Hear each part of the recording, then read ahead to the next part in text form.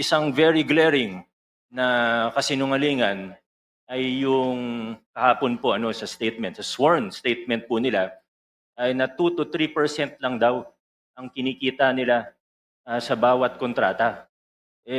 Kahit naman po hindi ka eksperto sa larangan ng construction o engineering, obvious naman po na kasinungalingan ito. Meron pa po, sabi po nila, when Senator Tulfo was questioning them, sabi niya po, minsan daw po, lugi pa daw siya.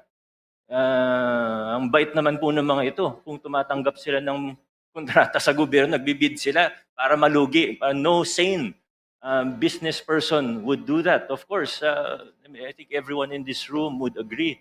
Sinasabi nila 2 to 3% yung normal, 5% daw pag sinuwerte. Pag kinumpute po natin, alam ko medyo, Mr. Chair, with all due respect, if we just apply simple logic, it is already clear that they are lying. Although alam ko medyo iba kasi yung logic na ginagamit nila sa universe po nila. Pero pag tiningnan po natin logically, 2 to 3% of even 100 billion, 2 to 3 billion pesos lang po ito. Sila naman po yung nagmalaki at nag-flaunt, pinagyabang po nila yung lifestyle nila.